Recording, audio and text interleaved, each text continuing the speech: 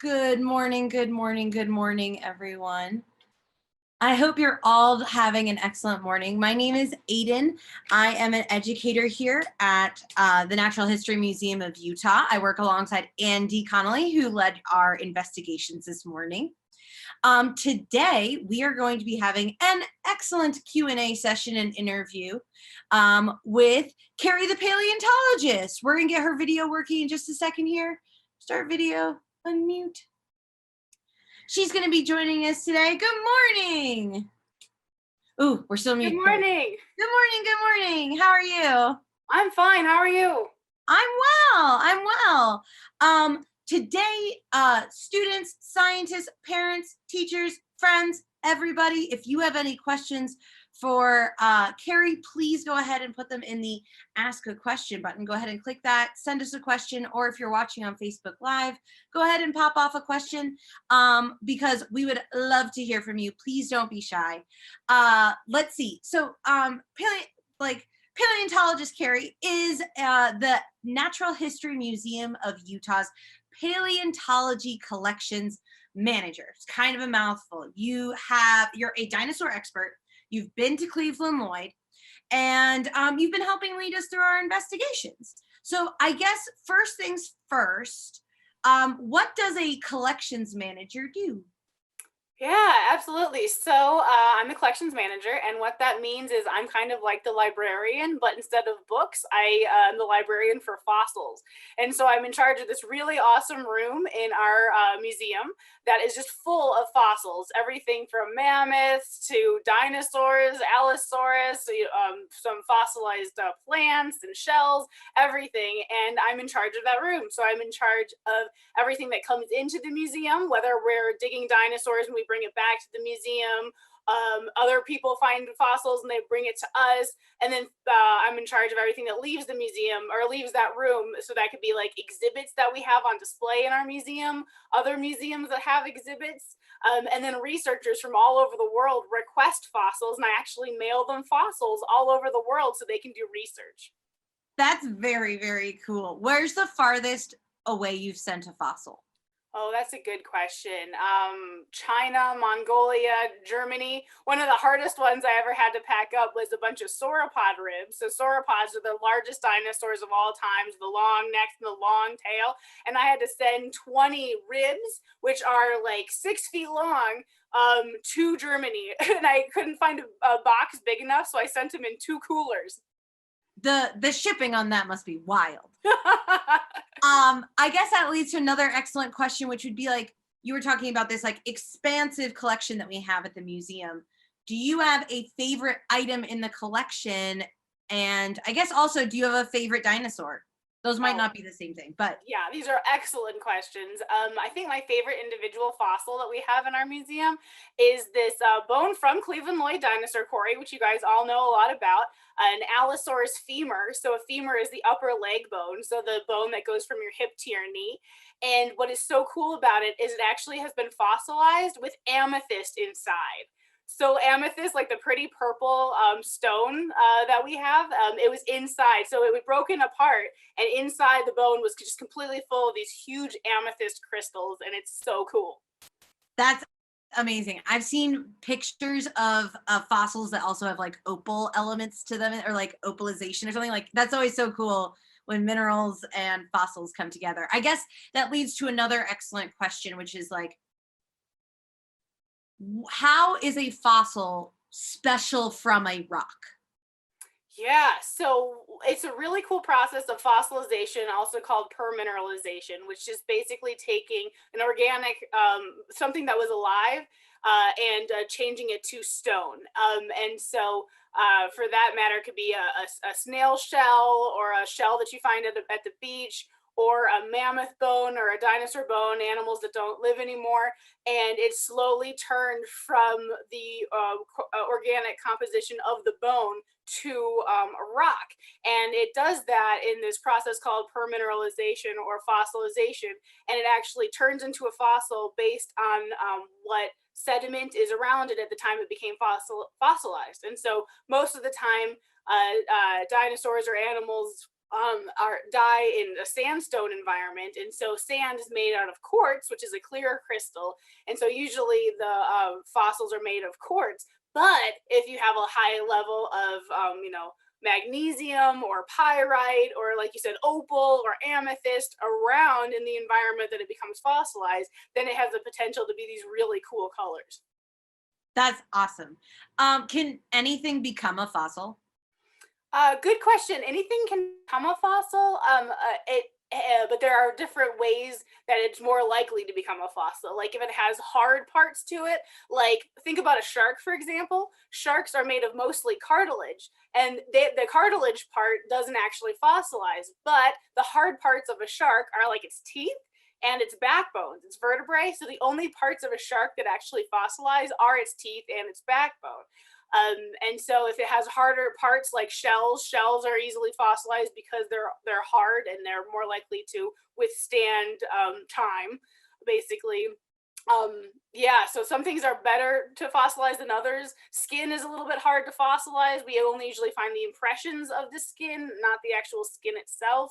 And then being deposited in the right environment. So if you're like, for example, if you go to the Mississippi River Delta, it's a huge river and it all comes out into the Gulf of Mexico. And that's where a lot of sediment and a lot of water come in one place. And so you have lots of sediment piling on top of each other. And so things are more likely to fossilize there than they would, let's say, here in Utah, in a Utah desert, where it's just laid out on the surface and doesn't have a lot of sediment accumulation. So everything can fossilize, but some things are more able to fossilize than others. That makes sense. You mentioned like dinosaur skin. Do we know what color dinosaurs were? That's a great question. So we can't really tell that through dinosaur skin because, like I said, it's the impression of the skin. So the animal died and then sediment came on top of it, and then that turned to stone. And so you get an impression of what the texture would have been like. And so we know that there's like different sizes of the skin and the different scales and ossicles.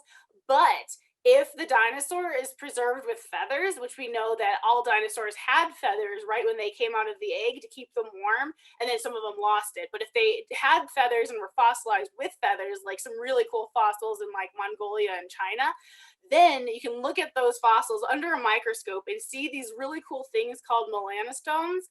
And modern birds' feathers have those too. And so you can compare them under a microscope, the modern bird feathers and the fossil bird feathers, and then you can tell what color the feathers were.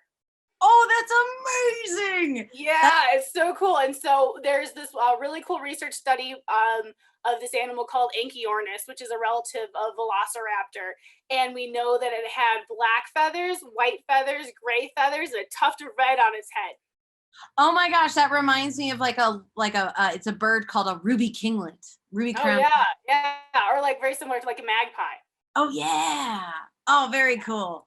We have a question from a couple different people who are sending in questions. If you have a question that you would like to ask Carrie, please go ahead and press the ask a question button, but also you can go ahead and leave a comment on Facebook if that's where you're watching us from. Mark from Florida asks, what's it like to be on a fossil dig or excavation? How do you know where to search? And how do you identify an area that's likely to include a fossil? That's a big question. Yeah, that's a good question. So it's really fun to be on a dinosaur. It's really great to live here in Utah because Utah has so many fossils that are exposed at the surface. I'm originally from Chicago, and there are way more dinosaurs here in Utah than there are in Illinois. So that's why I moved here. And so you kind of have to be in the right place. Again, you have to have the right aged rocks exposed at the surface. And so rocks are deposited in layers, but sometimes those layers aren't exposed for us to see. And so in Utah, if you look at a geologic map of the state of Utah, it's a whole bunch of different colors. And so like we can dig Pleistocene stuff like mammoths and mastodons right here in Salt Lake City, for example. If you want to dig in the Cretaceous, you go down 6 hours south to Grand Staircase, Escalante National Monument, and you can dig up Cretaceous stuff like T-Rex and Triceratops. And then if you want to dig up like Triassic, you can go to Moab. Jurassic is also in Moab. And so there's so many different ages here in Utah. And then when you're actually finally out there, you're looking for bones. And what you do is you're hiking around. You have to have permits. So you have to have permission to be in these places. So we all have permits in our backpacks to prove that we're allowed to be there. And then we're walking around, and what we're looking for is color differences, texture differences, and actually dinosaur bone sticks to your tongue if you lick it.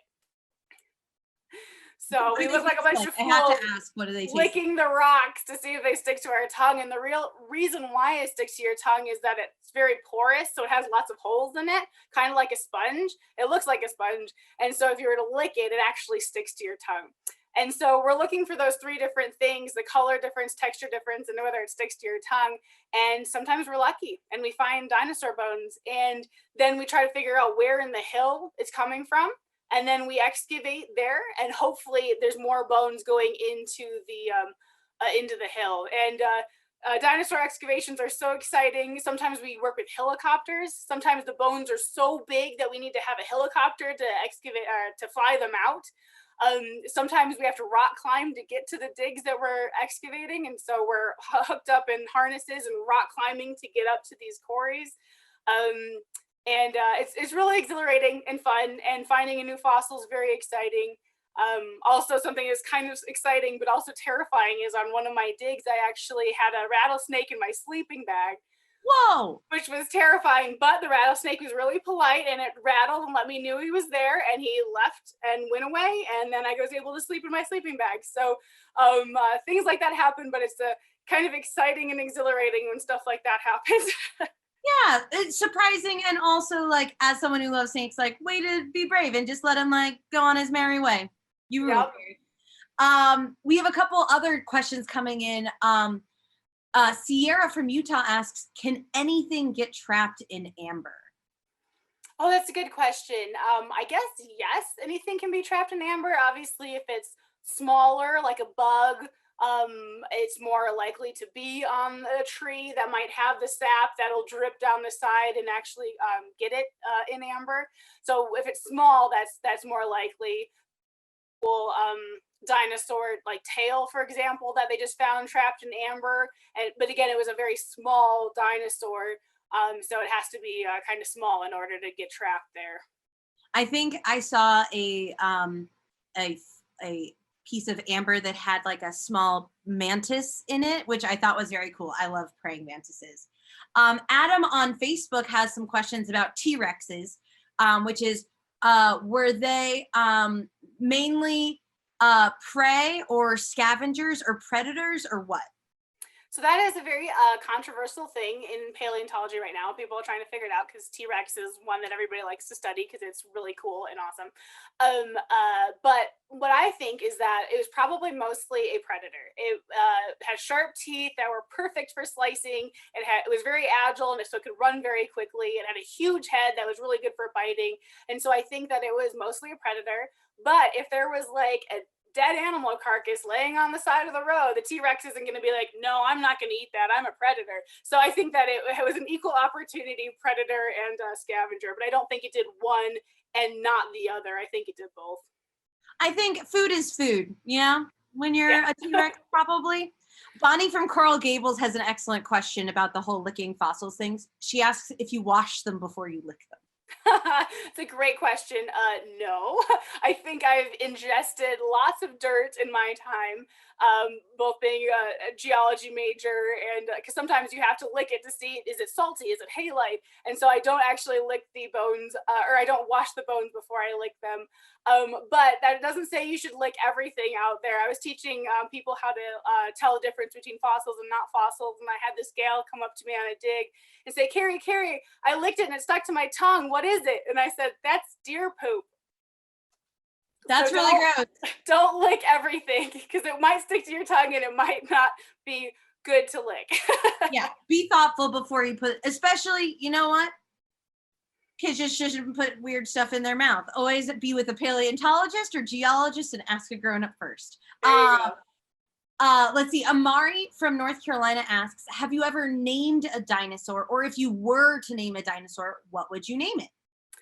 Oh, that's a good question. I've not personally named a dinosaur. I've been on a couple papers that have been part of those research to name a dinosaur, specifically a duck-billed dinosaur, a hadrosaur, which is kind of cool. Well, the interesting thing about naming a dinosaur is that you can't actually name it after yourself. As much as you'd want to, name one like Leviticus or something like that. I'd love to name a dinosaur after myself, but that's not allowed. And so you name it after somebody you know or respect. Like you can name it after your parents, or you can name it after your teacher or something like that. And then likewise, those people can name it after you. So I can name one after you, and you can name one after me, but you can't name it after yourself. Oh, that seems like a nice trade, though. You mentioned hadrosaurs. I know from what I know of duck-billed dinosaurs, which I believe I kind of learned at the beginning from Land Before Time. They had like the crests and stuff like that. And I was always under the impression they like made noise. Do we know what noises dinosaurs made, or can we tell that kind of information? That's a good question. We can predict. So dinosaurs' common ancestors are crocodiles and alligators, and then their descendants are birds. And so you can kind of guess based on the sounds, but then birds make a whole bunch of different noises. So that kind of is a whole can of worms. But when you're talking about the duck-billed dinosaurs, the ones with the crests on the top of their head are Parasaurolophus, and they've actually done some research on that crest because that's part of their nose. It's a nasal cavity that goes all the way back and then all the way back into its mouth. And they've actually made replicas of that and out of PVC pipe, I think, and blown air through it, like with bellows, and it makes farting noises. Oh my goodness. I can't even imagine. I also imagine that would be like really loud, maybe, or maybe really low. It would probably be imagining what the prehistoric world might have sounded like is a very interesting activity. Amari has another question from North Carolina. They ask, have you ever come across a T-Rex bone? Oh, good question. So T-Rex, Tyrannosaurus Rex, is a very specific species. So it does happen to be one of the largest carnivorous, meat-eating dinosaurs of all times. I've been on excavations where we've dug up Tyrannosaurids, so the family of Tyrannosaurus, Tyrannosauridae. So the one we have in Utah, not anywhere else, is Teratophonius. So that's not as easy to say as T-Rex, but it is definitely related to T-Rex. And so I've been on a couple excavations where we found those guys, complete skull, lots of teeth, beautiful, and so that's been pretty cool. That's pretty cool. So you're saying that you have been on lots of different digs and things like that, and digs here at Cleveland Lloyd, here in Utah. I have a couple questions about that. We talked about all the different places in Utah you can find fossils. If students find fossils, what should they do? That's a good question. So you have to, if you want to go specifically to dig dinosaurs down in southern Utah, you have to have a permit to do that, which usually means you have to be an adult and you have to be, related to either an institution like a university or a museum. But if you find a dinosaur in your backyard and you own your house, you own your yard, you can do whatever you want with it. So that's really pretty cool. But if you're just walking around and hiking and you find something that you think is a fossil, what is the best thing to do is to take a picture of it with your phone or a camera with something in the picture for scale, like a quarter or chapstick or a pencil or something like that, or your finger. That's a good one too. And then email it to me. So you take a picture of the fossil and you email it to me, and then you say, hey, Carrie, is this a fossil? And tell me where you found it. And then I can say, yeah, it's a fossil, or no, it's not. Here's what it actually is. And we can learn about it together. Yeah, I know there's a lot of information about like how to get in contact with you on the Natural History Museum of Utah's website. We have even more questions coming in. If you have questions, please don't forget, leave us a comment on Facebook or press the Ask a Question button on the Research Quest video, because we'd love to hear from you.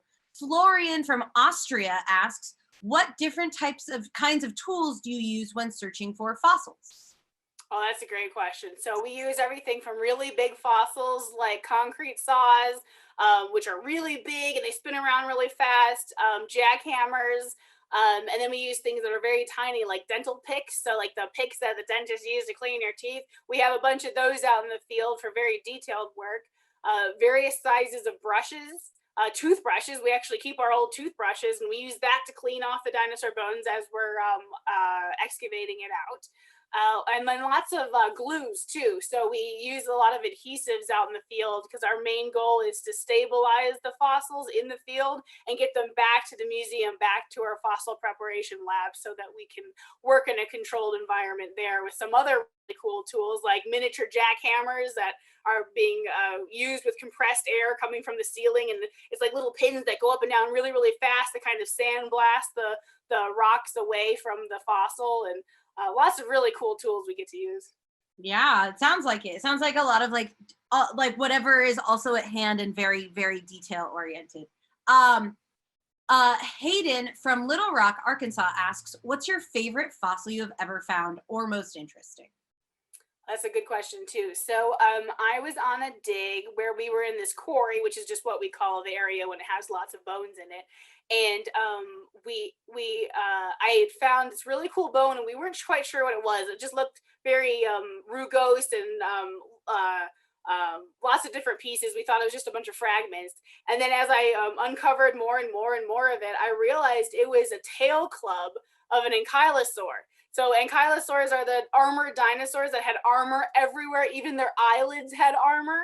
And so this guy was so cool, like a walking tank. And I just found this huge tail club of an armored dinosaur, which I thought was so cool.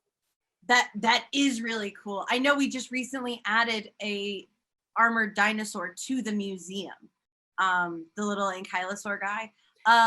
Yeah, so it's on display right now. We made a mount of it, and that's the one that you're thinking about. That's in our exhibit. That's the same one? Yeah. I can't wait for the museum to open again. It'll be so nice to visit. Yeah, it's called Echinocephalus johnsoni. So look that one up, Echinocephalus. It's pretty cool. Neat. Abby from Salt Lake City asks, what's the smallest dinosaur you've ever seen? Oh, that's a good question. The smallest dinosaur out there is this tiny, actually they all were really tiny when they came out of the egg for sure. And so I guess I've been on a dig where it was a baby hadrosaur right out of the egg. Its humerus, which is his upper arm bone, was only about that long. So it was very cute. The animal itself would have probably been just about that big, maybe a foot long.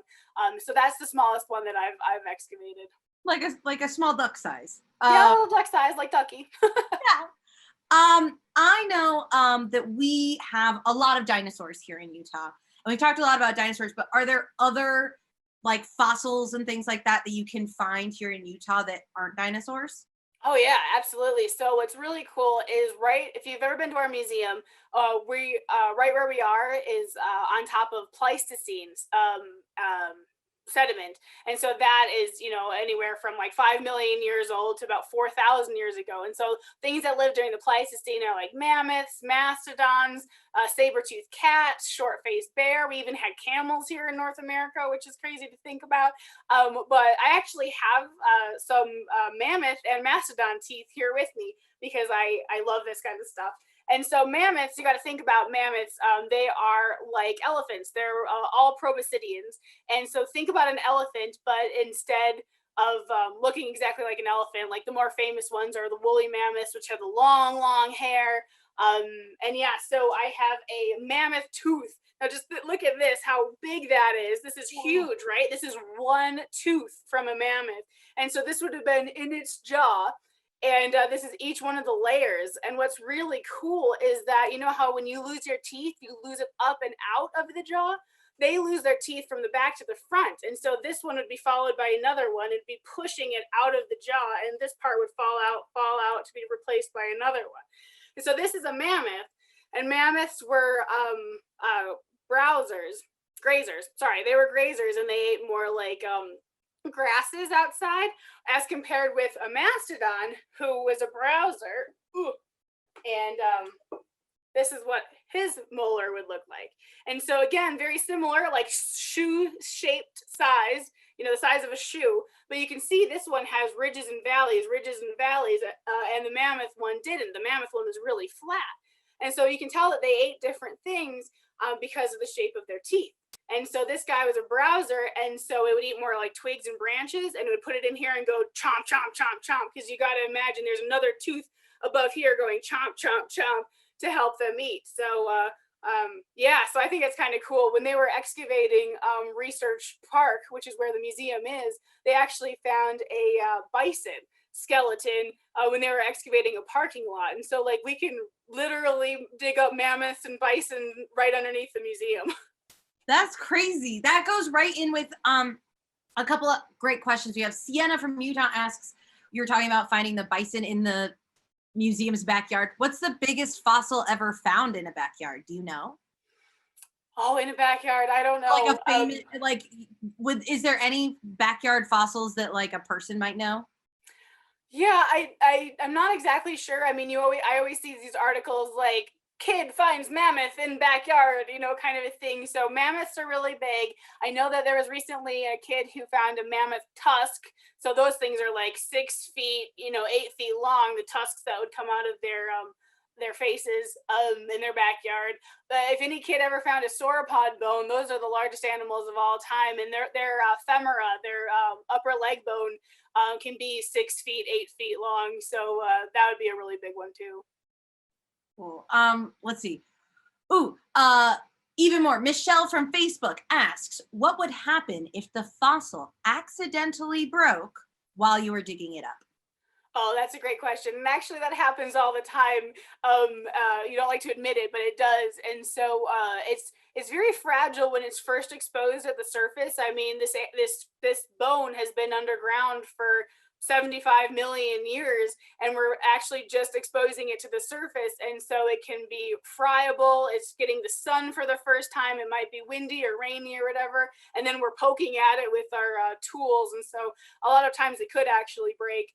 And that's why we bring out glues and adhesives with us, so that as we're excavating, and we're very careful, but as we're excavating, if it does break, we can, glue it back together in the field to get it back to the prep lab. Cool. Oh my gosh, whew, we're starting to run out of time. Micah from Little Rock, Arkansas asks, how can you tell how old a fossil is? That's a good question. And so a couple different ways. One is if you look at a geologic map, you'll be able to tell what age rocks are exposed to the surface, because we're standing on we're standing on the shoulders of giants, because they've already mapped and know how old everything is, all the rocks. And so we kind of have an idea of what time period we're working on when we're out there.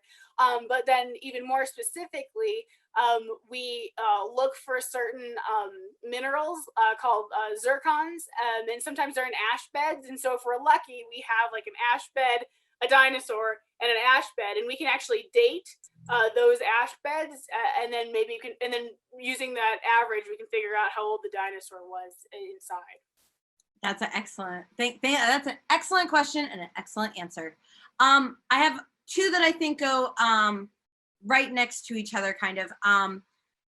We have a lot of students tuning in, and so if they wanted to get involved with paleontology in their community, in their school, if they follow their interests, like how should they do that? Great. Well, I think that one thing you should do is pay attention in science class. You know, there's lots of sciences that go into paleontology, specifically geology, so the rocks that you find fossils in, and biology, the animals themselves. And so those are two ones that I would study. If you get an opportunity to study anthropology or environmental sciences, those are also really good. Chemistry is important too. And then, so studying hard in school for sure. And then there's lots of volunteer opportunities at museums and aquariums and zoos, that kind of a thing. I think that that's a very good idea too. But then also just being educated and reading a lot. And then also going outside, being outside and loving being outside and loving creatures and stuff, I think really helps with that too. Also, putting puzzles together, you know, putting puzzles together and Legos together. Our prep lab manager, who's a really wonderful preparator, whose job it is to glue dinosaur bones back together, he's wonderful at putting Legos together. And so if you like doing puzzles and like doing Legos and don't mind getting dirty, paleontology is right for you. I have one final question, because I have to know, what do you think happened at Cleveland Lloyd Dinosaur Quarry? That's a good question. As you know, there are four leading hypotheses, but what I actually think happened is I think that the dinosaurs died somewhere else. I think they died further upstream. And then when they died, their bodies became like these dinosaur body balloons full of the gases. And so then I think like a debris flow or a flash flood came really, really fast. And then I think they moved all of these dinosaur carcasses downstream, and I think that there was a terminus. I think there was an end, where there was a lake or a pond or something where all of the dinosaur bodies were moved to, and then I think they were all just floating on the surface. And I think bit by bit, an arm fell off, a head fell off, a tail fell off, and then they all came to the bottom of the lake. And I think that the evidence of the Cleveland Lloyd Corey map that we see, and just having a bunch of bones everywhere, a bunch of different animals, really supports that theory. Sounds like some strong evidence to me. Carrie, we are just about out of time. Let's see, we have time for two last final questions, I think. Paul from Salt Lake City asks, can there be fossils in Salt Lake City? Oh yeah, absolutely. There's one that was actually found on like State Street and 200 South, I think. Like right in the middle of downtown was a musk ox skull. And so think about an ox, and it has these horns that are coming out of the side of their head, and that was found right in the middle of downtown. That's awesome. That's really surprising. And then Emma from Washington State asks, because I also noticed your beautiful theropod earrings. Do you ever make earrings out of real fossils? No, I don't. Since I work in a museum and I want to protect the fossils and keep them at a museum for people to see, I don't particularly like to promote the fact that you can buy them, because if you buy them or buy them in earrings or buy them in jewelry or whatever, then that fossil has been taken away from the public and from people from learning from it. And so, no, I think they'd be beautiful earrings, but I don't participate. I don't actually make them or I don't sell them. I think they'd be beautiful, but I think that they belong in a museum, kind of like Indiana Jones. Yeah, if it sits on your ears or sits on your mantle, then like who gets to learn from it and study and enjoy it? It belongs to the whole world. It's our entire world's history. Yeah. Well, I think we are now officially super out of time. And I wanted to say, Carrie, thank you so much for joining. I think we could have an interview that goes on for hours and hours. So thank you so much for joining us this morning. My pleasure. Students, friends, teachers, parents, whoever's tuning in, please go ahead and fill out a feedback form if you would like to tell us how we're doing during these times where we're trying to give you distance learning initiatives and things like that. It really helps us to learn how we are doing and how we can better serve you. We're going to have another class tomorrow morning at 9:30 Mountain Daylight Time. Andy's going to be taking us through what dinosaur did these bones come from? Part 1. And please tune in at 9:30 Mountain Daylight Time on Friday for a special interview with Scott Kelly. Don't forget to get your research Quest certificates, and we hope to see you tomorrow. Carrie, thanks again for joining us. My pleasure. Thanks for the questions. Bye, Carrie. Bye.